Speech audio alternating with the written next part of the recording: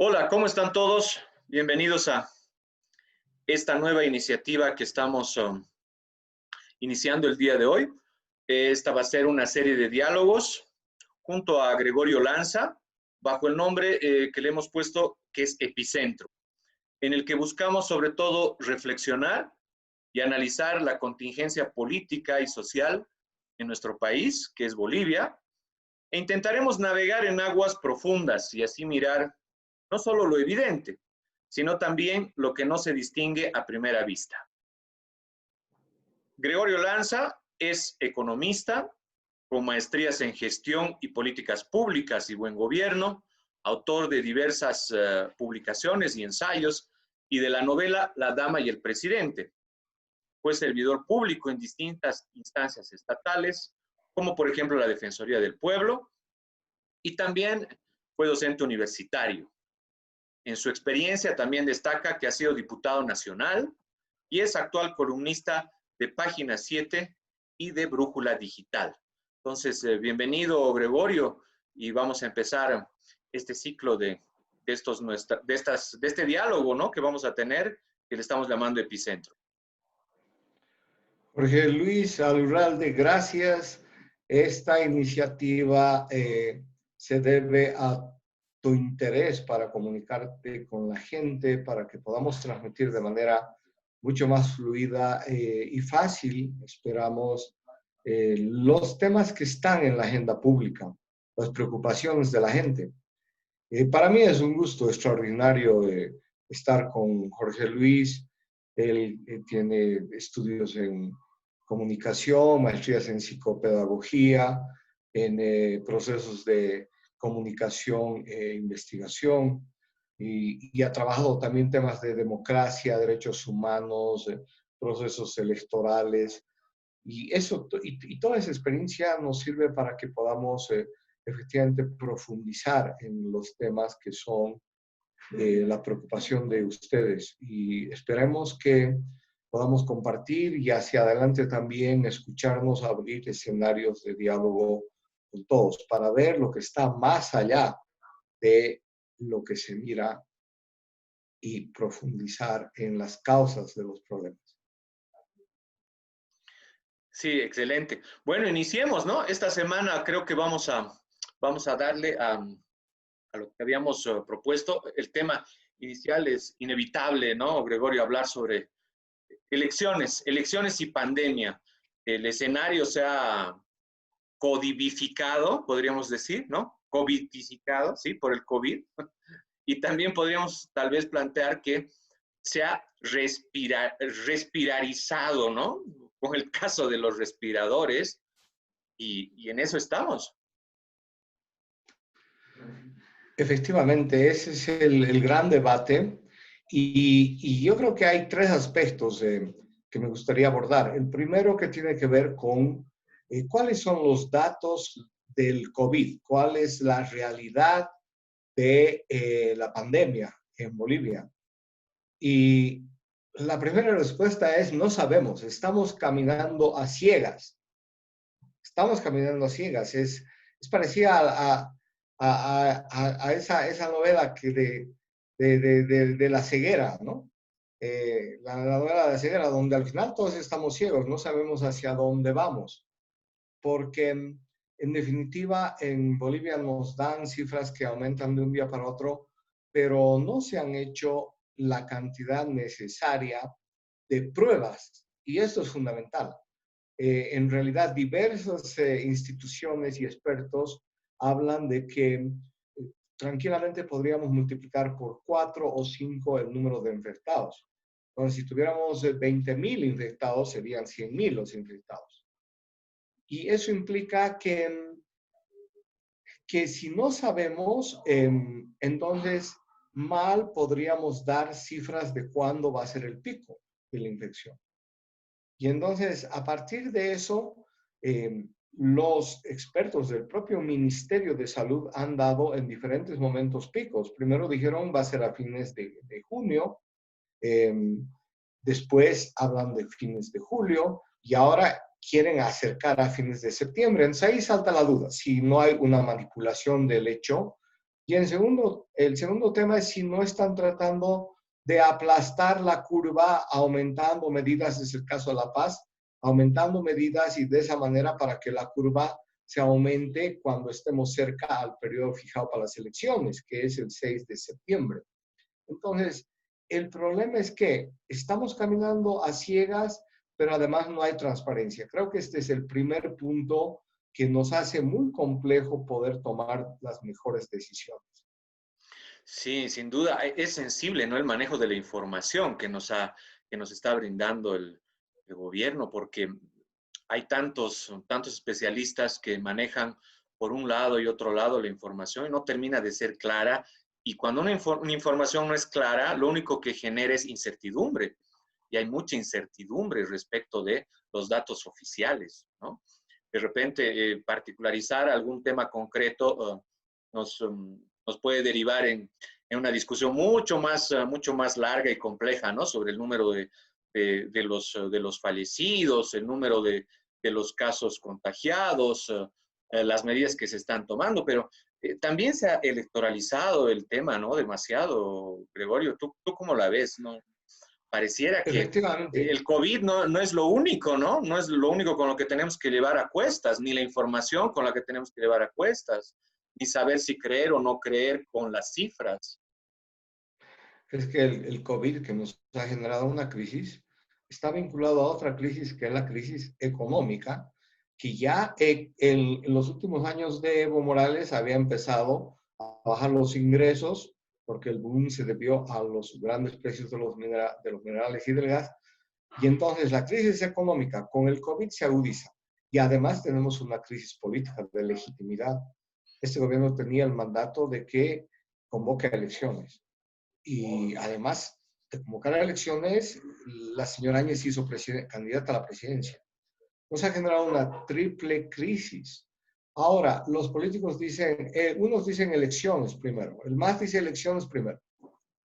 Las, Juntos y la señora Áñez dice, para nosotros la vida es lo primero. O sea, la vida está primero antes que la política.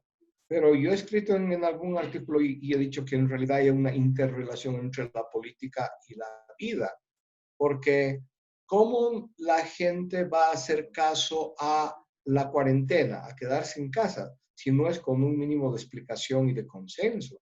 Tiene que haber un mínimo de comprensión y más bien el gobierno ha optado por la línea represiva y eso también agudiza la situación. Pero además creo que hay un otro tema muy serio que se está implementando una campaña muy agresiva contra el presidente del Tribunal Supremo Electoral. Y eso es muy grave. Lo único que tenemos ahora para poder manejar el proceso electoral en condiciones de seguridad y confianza es ese presidente, porque además hay un equilibrio muy precario con todos los vocales, porque el propio ministro Ortiz tiene que acordarse que él ha negociado quiénes van a ser los vocales de la Corte. O sea, hay una mitad de vocales que son cercanos a Junto y hay otra mitad que son cercanos al MAS. En ese contexto se ha dado el proceso porque esa era la correlación de fuerzas de ese momento. Y si somos conscientes, tenemos que trabajar en base a la realidad, no a los deseos o incluso a veces a mentiras. Sí, es interesante lo que tú planteas, ¿no? Esa triple crisis de repente está comenzando a mover todo el escenario de la esfera pública y aparecen cuestiones que de repente intentan desviar la atención, ¿no? Para que no se muestre, por ejemplo, un caso de corrupción tan evidente como en el caso de la compra de los respiradores u otras situaciones que comienzan a emerger, que seguramente lo vamos a conversar más adelante. Pero hablabas de esta triple crisis, Gregorio. Esta triple crisis, entonces, según tu perspectiva, ¿cómo lo ves tú? ¿Hay forma de superarlo o es una cuestión insuperable? ¿No se va a Es muy poder hacer compleja, nada? es muy compleja, pero como en todo proceso hay que abordar con detalles y hay que encarar el primer tema. El primer tema que, el primer tema, perdón, el primer tema que está referido a la fecha de las elecciones. O sea, todo se ha concentrado en este momento alrededor de la fecha de las elecciones. Entonces, Desde un lado del río, desde el gobierno, parecería que están tratando de boicotear que el 6 de septiembre sean las elecciones, a pesar que la presidenta Áñez ha promulgado la ley. Entonces, y además, muy mal asesorada, intentó firmar, pero decir, yo estoy firmando porque me han obligado. No, es la presidenta del país.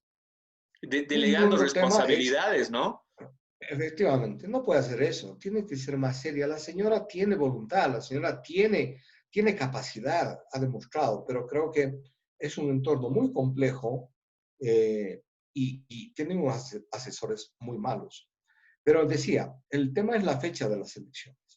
Y yo creo que han empezado a haber voces que son las más racionales de pensar en una fecha determinada. Puede ser el 15 de julio, el 18 de julio, el 20, antes que comience el calendario electoral.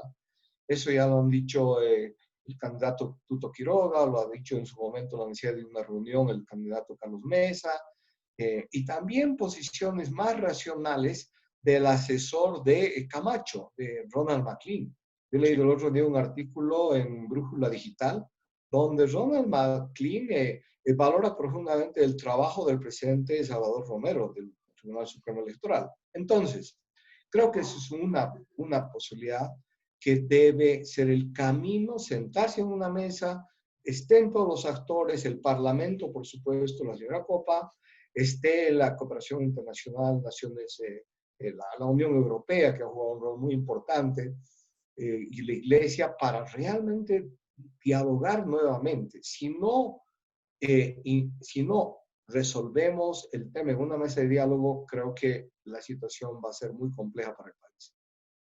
Pero existen las condiciones para llamar a ese diálogo. ¿Realmente habrán las condiciones? Parece que la voluntad de un lado, que precisamente es el gobierno, no existe, ¿no? Mira, yo soy optimista. No nos olvidemos que en los momentos más complicados, cuando todo parece caerse, al final aparecen soluciones. Y eso ha sucedido después de la huida de Evo Morales. Cuando Evo Morales se escapa del país, al final la gente se junta, ¿no? Se siente, y pues porque los actores, además de a veces obedecer a consignas políticas, también tienen, creo, corazón, tienen razón, y hay muchos de ellos que están dispuestos a escuchar. En el caso del gobierno, la presidenta Áñez, en el caso, a pesar de todo, del Parlamento, la señora Copa, y los candidatos que les interesa un proceso legítimo, un proceso donde haya las mejores condiciones para que la mayor cantidad de bolivianos vayamos a votar. Sí. La pandemia o las elecciones parece ser como una alternativa, ¿no? Que intentan darnos algunas lecturas, ¿no? El manejo de la pandemia, el tema de la vida o las elecciones, y hay corrientes que se encargan de magnificar, ¿no? El tema. En redes sociales, por ejemplo, lo que tú decías, el ataque hacia el presidente del Tribunal Electoral, a Romero, es muy evidente. Pero también de forma paralela, parecería que las otras fuerzas políticas no necesariamente también acompañan con un cierto interés esta propuesta de diálogo, ¿no? Solo algunos de los actores se han manifestado. No, efectivamente, el otro actor importante, y eso hay que reconocer, es el MAS. Y entonces, al MAS no le interesa el diálogo en el fondo. O sea, el MAS utiliza el diálogo en caso extremo para seguir acumulando. Al MAS le interesa el conflicto, le interesa el caos. Y el MAS está acelerando este proceso de elecciones porque está pensando que, por un lado, la candidata Áñez está, la que se veía con expectativas, está muy abajo, está bajando, y por otro lado, el MAS mantiene su voto duro. Se equivocan, yo creo que van a tener sorpresas. Pero el MAS conspira, eso es cierto, eso es indudable, el MAS busca el enfrentamiento, el MAS busca el caos, lo ha hecho siempre, ese ha sido el mecanismo de ascender al poder. Y el otro día estaba leyendo la historia de Hitler y realmente el tema de hacer conflicto, de violencia, de sangre, de enfrentamiento, de agresiones, ese es un tema de acumulación de estos partidos populistas que tienen rasgos fascistas. Entonces, en definitiva, si bien hay gente que no le interesa el diálogo ni encontrar una solución, yo creo que al país y a la población le interesa. Y al final ese es el único camino. Y creo que vamos a tener que llegar a sentarnos en una mesa, ver efectivamente cómo están los contagios, tomando en cuenta las particularidades. En el caso de Santa Cruz y el Beni, realmente el impacto del COVID es devastador, es muy, muy fuerte.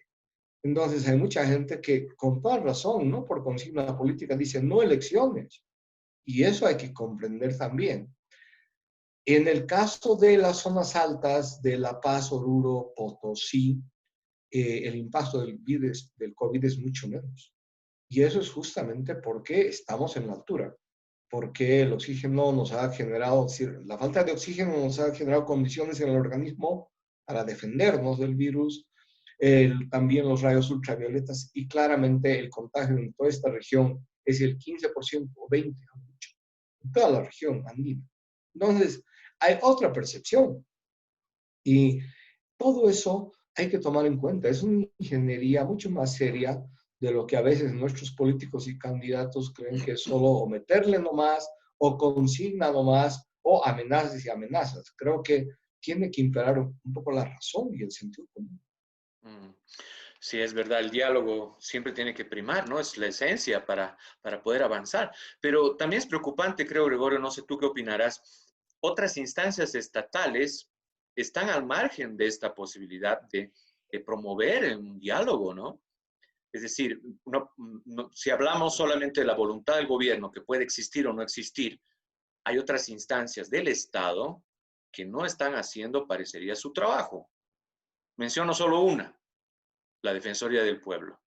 ¿No debería estar la Defensoría, por ejemplo, promoviendo, intentando generar estos espacios de diálogo? No, Defensoría del Pueblo no existe. Es Defensoría del MAS. O sea, en realidad la señora ha convertido, la señora actual defensora, que es militante del MAS, de una célula que ha trabajado con el MAS permanentemente, la señora es defensora del MAS. Si uno hace seguimiento a toda la información, ella tiene un contacto muy directo con los jerarcas del MAS y todos los temas que incorpora en la agenda están relacionados a defender las movilizaciones del Chapare, a defender a la gente de cara a cara, a la gente que toma, a hacer acusaciones al gobierno, a vincularse a la CIDH, que también está tomada lastimosamente por sectores afines a los gobiernos del ALBA. Entonces, lastimosamente, la Defensoría, después de la salida del defensor Rolando Villena, se ha un instrumento del MAS. Y sobre el tema, yo te comento que alguna vez cuando trabajábamos con Villena, yo les decía a las jerarcas del gobierno del MAS, si ustedes ponen un funcionario, la Defensoría del Pueblo no va a servir a nadie, no va a servir a la sociedad, ni va a servirles a ustedes, porque todo el mundo va a saber que esa Defensoría es una Defensoría al servicio del MAS, son empleados del MAS. Y eso es lo grave. No hay Defensoría del Pueblo. Sí, el otro día leía un comentario que me pareció interesante. Decían, ya no es Defensoría del Pueblo en Twitter, ¿no? Donde siempre se interactúa bastante. Ya no es Defensoría, es Ofensoría del Pueblo. Sí, sí no, se ha deteriorado mucho esa institución. Esperamos que en los próximos meses haya una nueva elección realmente democrática en un otro contexto del Parlamento. Pero efectivamente, hay poco acompañamiento de las propias gobernaciones. En algunos casos están también siguiendo consignas partidarias. En otros, como el caso de la gobernación de Santa Cruz, que yo creo que a pesar del incremento de números ha hecho un buen trabajo, la gobernación de Santa Cruz y el secretario de Salud de Santa Cruz, Urenda, que para mí ha sido los mejores, y que se han quejado, en todo caso ellos, siempre se han quejado de la ausencia de apoyo del Estado, siendo del mismo partido. Se han quejado permanentemente que no llegan los respiradores, no llegan los reactivos para las pruebas. Entonces, esa gobernación que es muy importante y ha sido muy importante, se ha tenido que quedar estancada en la pelea, como no podía ser de otra manera, contra el COVID. Pero creo que, como te digo, yo soy optimista y espero que en los próximos días tengamos buenas noticias para que se abra ese proceso de diálogo. Bueno, sí, esperemos todos que eso pueda llegar a darse, ¿no? Porque de lo contrario, vamos a entrar a un escenario todavía mucho más complicado, ¿no?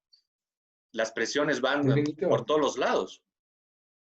Definitivamente. Y lo único que parece que es un respiro es casos como el del zorro Antonio.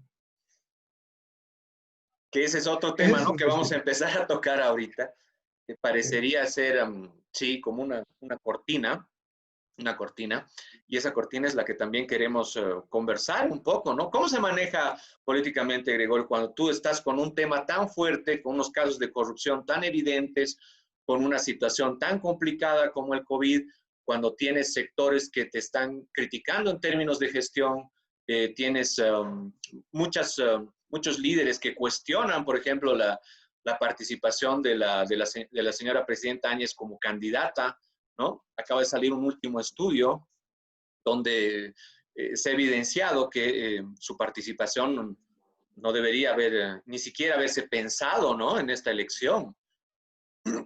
Y sale el tema del zorro Antonio.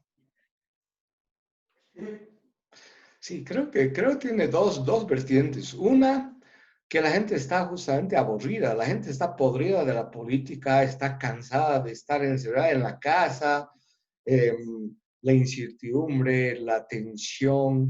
Y entonces, cuando aparecen estos temas que son más entre humanos y uno puede opinar con la emoción, este es lo diferente, ¿no? Porque al final esos temas están muy vinculados a la emoción, ¿no? Es decir, yo lo defiendo a ese animalito, ¿no? Que está sufriendo. Y ciertamente en el país hay una corriente muy importante de hombres, mujeres, jóvenes en especial, que frente a este aburrimiento de la política, pues por lo menos cuidemos el medio ambiente, por lo menos cuidemos los animalitos, ¿no? Las mascotas que vivan en entornos buenos. Entonces, hay una corriente natural, espontánea, que creo que es buena, pero al mismo tiempo ya hay un manejo político de este tema de diversas áreas. Por un lado, se intenta cubrir los conflictos, la corrupción, la mala gestión desde las propias esferas del gobierno. Y por otro lado, se busca también utilizar, manipular este tema. Y eso no es bueno para nadie. Y hay otras aristas, ¿no? Que son tan interesantes o importantes como las que has comentado. El zorro andino, ¿no? Que es en este caso el Antonio, que tiene nombre, ¿no? Que lo han tratado de convertir en mascota. Es una especie amenazada. Es una especie amenazada y supuestamente debería estar bajo la protección de la ley 1333. Entonces, hay además una ley que prohíbe la tenencia de animales silvestres, ¿no? Entonces, Sí, sí, hay efectivamente, ¿no? hay un ordenamiento, hay un todo ordenamiento y que tiene que ver con cómo se cuida a los animales, el hábitat, etcétera. Pero el otro gran problema es que nada se cumple. Cuando en lo que tú llamabas la segunda parte de la historia esta del zorro, al final le dicen, muy bien, señor, después del pedido de la gente, el zorro va a volver a su casa. Claro, Pero en su es que casa tiene que ese es un tener... tema importante también, Gregorio, ¿no? Porque ¿eh? sale la denuncia de un vecino, ¿no? Ajá, Supuestamente, ¿no? Supuestamente, porque no sabemos en realidad a fondo el tema de la situación. Es que es algo que ¿verdad? surge de manera tan espontánea, ¿no? Surge una denuncia, las autoridades van, capturan al animalito, sale inmediatamente la ministra de Medio Ambiente, ¿no? Condenando el hecho y ordenando la captura del animal, lo trasladan al animal hasta acá La Paz. Luego viene una participación del ministro de Gobierno para hacer cambiar la posición de la ministra de Medio Ambiente. El animal retorna a Oruro, iba a regresar al hogar de las personas que lo habían adoptado como una mascota y ahora termina en el zoológico de Oruro. Pero esa es, digamos, más o menos la secuencia, ¿no?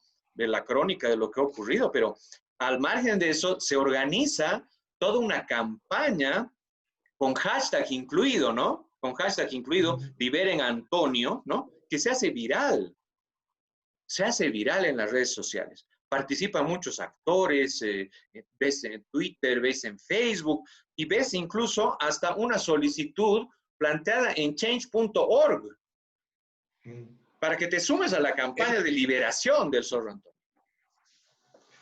¿Qué es lo que te decía? Es que es un tema más humano y que toca las emociones de la gente. Entonces, por eso mismo tiene la posibilidad de convertirse en viral y por eso muchas organizaciones con un sentido positivo, no vamos a pensar en que todo es malo, todo es conspiración, pues hacen hasta campañas.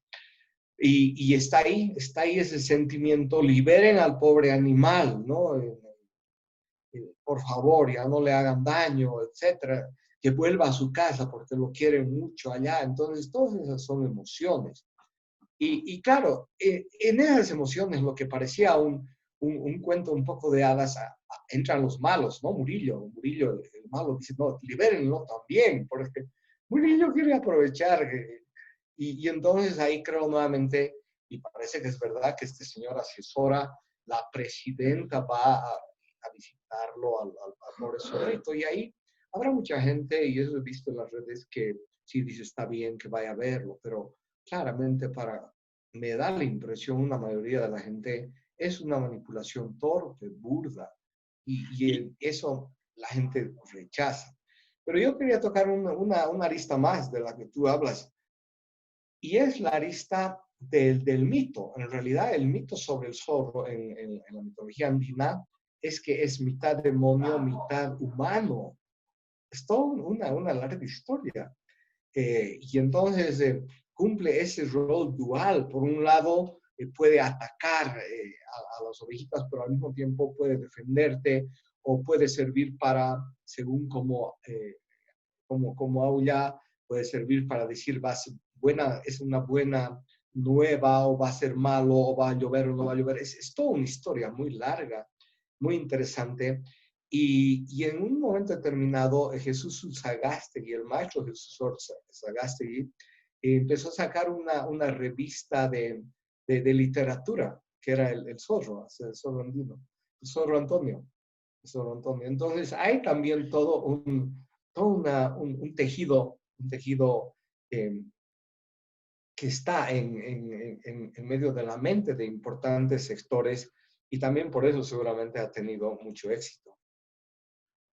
Sí, y entra dentro de una de las categorías que Chomsky en algún momento hablaba, ¿no? Y mencionaba sobre de cómo puedes tú manipular la atención y que se denomina como la estrategia de la distracción, ¿no? La estrategia de la distracción. Entonces tú sacas un tema, lo posicionas en la esfera pública y comienzas a mover ciertos actores en torno a ese tema para desviar la atención y en muchos casos lo logras. Y hay gente que cae, ¿no? Y por ese lado que tú mencionabas, por lo emotivo, puede ser uno que se ve envuelto y dirija un poco más su atención y se olvide, ¿no? Del respiradores, corrupción, manejo del COVID y lo electoral, ¿no? Definitivamente, definitivamente, pero hay además historias de esto que tú dices de distraer o cambiar el eje de los problemas.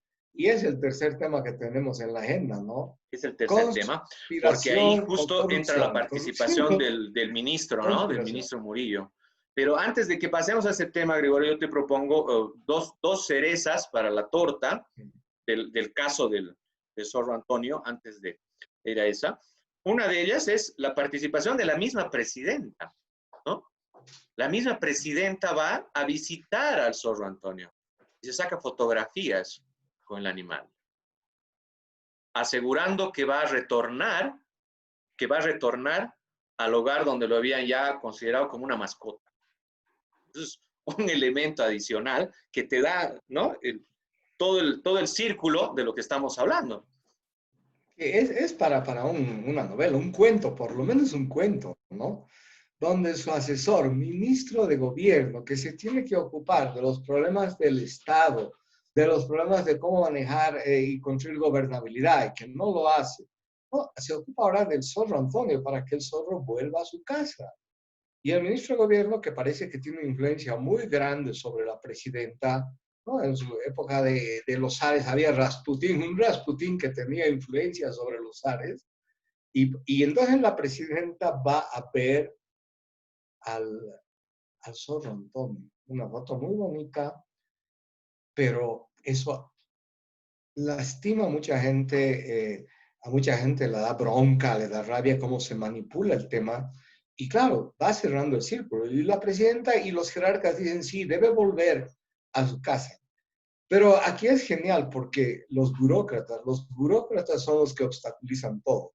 Alguien, no sé, del Ministerio de Medio Ambiente, se le ocurre decir, ya, está bien, va a volver, pero necesita tener un Un espacio. espacio de 500, de 1000 metros cuadrados con una verja alrededor de 7 metros de altura y todas las condiciones, poco menos climáticas, ambientales y de humedad para que pueda ser trasladado. Y claro, el señor dice, no, ya es el colmo, están locos, que se queden nomás el pobre zorrito en el zoológico de Oruro. Y parece que Claro, ese va a ser ahí su... lo grave es que se atreven a contradecir al ministro de Gobierno, ¿no?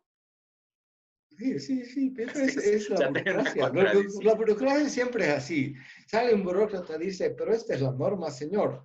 Y bueno, es también su trabajo, pero son geniales los burócratas. Y en este caso es pues parte de la trama y la novela, ¿no? Kafka, ¿no? Los Sí, sí, burócratas, esos funcionarios dicen, no, totalmente. la ley tiene que cumplirse, no importa dónde, en qué país, en qué condiciones, nada, tiene que cumplirse. Y bueno, parece que se va cerrando el caso. Y la otra cereza de la torta, para escuchar tu comentario, a mí me ha causado mucha gracia. La Defensoría del Pueblo saca, ¿no? En su portal oficial, hace una conferencia de prensa para anunciar que el zorro Antonio es sujeto de derechos Está y buenísimo. considera que debe volver con la familia que lo domesticó. Pero además, claro que lo domesticó, es toda la visión, o sea, entrando a las más profundas, pero que no es el tema, está la visión antropocéntrica, ¿no? El hombre como centro de todo, y posiblemente la otra visión, que es una visión donde todos los seres del universo somos mucho más iguales, ¿no? Interpares. No, y en este caso, claro, la Defensoría en su ignorancia además se apega a eso, ¿no? Debe volver donde el Señor que lo domesticó al pobre animalito, ¿no ve? Es un animal salvaje como debe ser. Los animales no es que sean salvajes, los animales cumplen un rol en la organización natural de las cosas, en su relación. Y entonces, esta señora en su ignorancia dice que lo domesticó y eso es terrible. Pero todo el mundo trata de aprovecharse del caso, es trágico también, ¿no? Y O al cae final, también lo que habíamos dicho, ¿no? Que es lo distractivo. Bueno, bueno, en así realidad es, la así es. Defensoría mirando hacia otros lugares, ¿no? Donde su atención no debería ameritar, creo yo, ni siquiera un comentario, hablar sobre el zorro Antonio. Bueno, bien, esas eran las dos cerezas de la torta, ¿no? Y con eso ya, ya le hemos dado mucha tela para cortar a zorro Antonio, hemos hablado, y vamos a ir a la parte final, ¿no? La parte final donde tú proponías hablar sobre este discurso que ahora eh, ha planteado el mismo ministro de Gobierno, ¿no? Con relación al caso respiradores. Eh, y textual, ¿no? No es corrupción, es conspiración.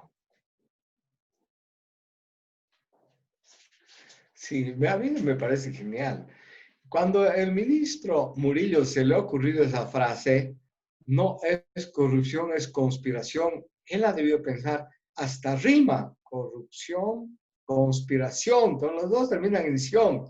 Entonces, de repente ahora Murillo va a escribir algunos sonetos. Es que es algo admirable.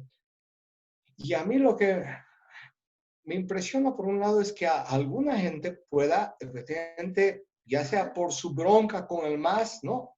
Creer, o sea, eh, lo que se llama chuparse, ¿no? Que le metan el dedo a la boca, ¿no? O sea, tragarse la píldora. ¿no? E incluso algunos comentaristas que son serios, ¿no? Comentaristas que son serios, no voy a hablar el nombre de un amigo de Santa Cruz, pero que dice, sí, efectivamente, la plata era para el MAS. El MAS no necesita esa plata, el MAS tiene millones de dólares de todo lo que ha robado en estos años. Yo he hecho un cálculo hace 15 días he sacado en base a información de INE y de un investigador que es Miguel Roca, que más o menos con la inversión pública de 12 años del MAS, inversión ejecutada pública, el 10% de comisiones son 2.800 millones de dólares. 2.800 millones de dólares que están en los bolsillos y en las cuentas y en las arcas de funcionarios y del MAS. O sea, el MAS no necesita de hacer este negocito para financiarse la campaña. Y por eso le he preguntado, y tocaremos otro día eso al candidato Arce Catacora, si usted sabe cuánto el MAS se ha metido al bolsillo por corrupción y si esa plata va a estar cuánto está en su campaña. Entonces el MAS no necesita esa plata para la corrupción. Ahí hay un tema que es central. Había un señor que lo han mantenido al señor Valenzuela, si la memoria no me falla, como director jurídico del Ministerio de Salud, que hace todos los documentos de compras. Esa era mano derecha de Gabriela Montaño. Operadora, sí. ¿No? Operadora, mujer cercana a Evo Morales. Ahora estaban viviendo en Buenos Aires los dos. Y esa es una mujer militante del ala dura, es una kamikaze, o sea, suicida, ¿no? La hemos visto en los momentos cuando habían las manifestaciones de las pititas, salía a la puerta de su ministerio a insultar, a agredir a la gente. Entonces, bueno, este señor ha operado con ella, era un operador del MAS y la comunicación de él con sus jefes, con Montaño, con el propio Evo, tiene algunas, es en la línea de que mientras yo les hago a estos sus business, no me molestan y yo estoy muy bien acá porque él estaba muy bien ubicado, sabía lo que pasaba y podía dar información a sus jefes. Él era un operador político infiltrado que lo dejaron ahí de alto nivel. O sea, es una estupidez que cometió el gobierno de transición durante todo este tiempo.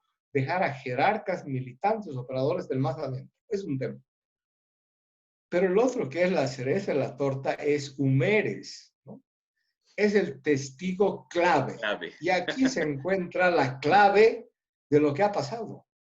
Cuando aparece el testigo clave, ¿qué es lo que dice? Yo he venido a demostrar que en realidad los funcionarios han sido estafados en su buena fe. O sea, los funcionarios de la administración no han sido los ladrones, no han sido los que han hecho la corrupción, han sido otros señores. Y ahí viene la tramoya con el que era abogado de la Gabriela Zapata y la empresa. ¿Quién lo ha enviado a este señor? ¿No? ¿Quién lo ha enviado a Humérez para que de buena voluntad se presente a declarar? ¿Quién se presenta por su buena voluntad a declarar en un caso tan complejo? Entonces, acá yo tengo otra hipótesis, que hay cada vez más evidencias, y es, este señor Humérez tiene un perfil poco transparente, lo menos que se puede decir, ¿no? Él estaba en diferentes instituciones, entre ellas una que ha estado muy vinculada a la corrupción desde arriba, que era la Liga de Fútbol, la FIFA, la Federación Boliviana de Fútbol, pura corrupción. Y justamente hace 3 años, 4, lo han sacado al señor que está en un cargo muy alto, acusándolo de corrupción. Siempre ha estado metido en negocios poco transparentes. Ha sido operador de Evo Morales. Ha estado en la campaña última de Evo Morales, lo vemos en fotos, el año 2019. Humérez en fotos al lado de Evo Morales en campaña. Entonces, este tipo de personas que son buscadores de fortunas, en el idioma, en el lenguaje popular le dirían choros. Estos señores son buscadores de fortunas, ¿no? Que buscan ganar como sean.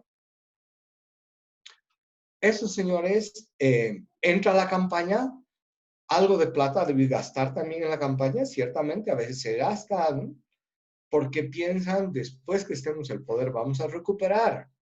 Humérez, es este Humérez. Cuando escapa Evo Morales, entonces Humérez se queda sin piso, ha perdido su plata de inversión, no tiene posibilidades de negocios y se mete a intentar vincularse con la gente del gobierno y posiblemente con algún servicio también de inteligencia. Pasa información. Humérez es un agente doble. Esa es la hipótesis. Entonces, al final Humérez lo llaman y le dicen, bueno, tienes que ir y decir que no es el gobierno porque el impacto de los respiradores fue muy, muy duro. No es el gobierno, gente del gobierno los que han hecho la corrupción, sino son otros. Y ahora lo que hace, después de toda esta tramoya, lo que hace el ministro Murillo es confirmar esas hipótesis. No, no es corrupción de nuestra gente, sino es conspiración de Evo Morales y otros que dicen todavía, sí, la plata era para Evo Morales y el MAS. Entonces, estamos frente a toda una tramoya novelesca mal hecha, que pueden haber incautos que caigan, pero que es parte de estos montajes burdos de esta administración, que lo único que hacen, para terminar, es fortalecer a Evo Morales y al MAS. Sí. Tú recordarás, en algún momento Paz Zamora decía, ¿no? Cuando estaba involucrado con un tema de narcotráfico, su frase célebre, ¿no? Son errores, no delitos, ¿no? Entonces, Sí. igual, ¿no? Intentan modificar, ¿no? La lectura de lo evidente, de lo que se está manifestando en la realidad. Definitivamente, creo que están haciendo todo un esfuerzo para encubrir ese hecho de corrupción. No creo que les alcance, tampoco les da la talla, son muy torpes. Ya este señor Humérez ha respondido diciendo, quiero ampliar mi declaración porque voy a decir quién me ha obligado a que venga o quién me ha pedido que venga aquí. Yo no he venido de mi propia voluntad, ¿no? Voy a decir todo eso y entonces se va a desatar la ventiladora y son tan limitados los que manejan toda la administración que al final va a ser un boomerang y va a ir en contra de ellos. O sea, la conspiración, corrupción, conspiración va a terminar en deteriorar más la imagen de estos señores. Y por ahí puede ser hasta el final de uno de los más importantes miembros del gobierno, ¿no?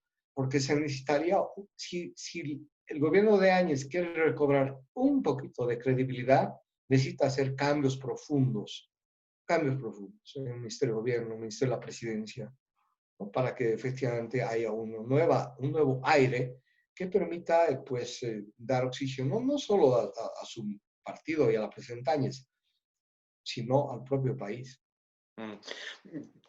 Quiero mencionarte este pensamiento bien interesante de Philip Dick, que es un escritor y novelista, cuando habla de un periodo electoral y de cómo tú puedes manipular la realidad. Y él plantea y dice, ¿no? El instrumento básico para la manipulación de la realidad es la manipulación de las palabras. Si tú puedes controlar el significado de las palabras, puedes controlar a la gente que utiliza esas palabras. Yo me quedo con eso, Jorge Luis, para ir cerrando. Si tú puedes utilizar y cambiar, manipular el sentido de las palabras, pues puedes dominar a la gente. Y eso tal vez que se acompaña con una reflexión de Hannah Arendt. Hannah Arendt, Sí, sí. que habla mucho sobre estos periodos como de cuarentena, donde la gente no puede comunicarse, ¿no? Y realmente dice cómo los poderes, los que están en el poder, utilizan estos momentos porque la falta de conexión, el estar aislado, lo debilita al ser humano, hace que el ser humano pierda el sentido de su potencia, de sus posibilidades, porque pierde una de las mayores eh, características del ser humano, que es la relación entre humanos. Entonces, cuando perdemos la relación, de hablar, de acercarnos, de abrazarnos, de besarnos, empezamos a deteriorar nuestra capacidad y nuestra autovaloración. Y también entonces se utiliza eso ahora, ¿no? Seguir la pandemia dura o la cuarentena dura, vamos a mantener la cuarentena dura. Entonces nos siguen aislando y eso no es bueno. Pero yo creo que ni con este tipo de manipulaciones, ni con las historias a las que ya nos tiene acostumbrados el ministro Murillo, van a poder subir. Tienen que cambiar de orientación, operadores más capaces, pero además un poco más de valoración de la capacidad y la inteligencia de la gente. Porque cuando las manipulaciones pero tan burda, es burlarse de la inteligencia de la gente. Y los bolivianos no somos tontos. Sí, y esperemos que todos desarrollemos este, ¿no? Este sentido crítico que siempre debería primar para ver exactamente lo que está ocurriendo en nuestro contexto, en nuestra realidad, y seamos capaces de tomar buenas decisiones, ¿no? Que de eso se trata. Se ha ido acabando nuestro tiempo, Gregorio. Yo creo que hemos iniciado de forma muy interesante nuestro diálogo. Nos encontraremos la próxima semana con nuevos temas, esperemos, o con algunos nuevos apuntes para seguir discutiendo siempre de lo que está aconteciendo en nuestra realidad. Y gracias, Jorge Luis, y a toda la gente que nos escucha, siguen viéndonos. Vamos a ser provocativos, vamos a intentar al mismo tiempo ser respetuosos, pero el buscar la verdad va a ser una de las características de este programa. Gracias, Jorge Luis, y a todos Gracias. ustedes. Nos vemos, Gregorio. Hasta la próxima semana. Adiós a todos.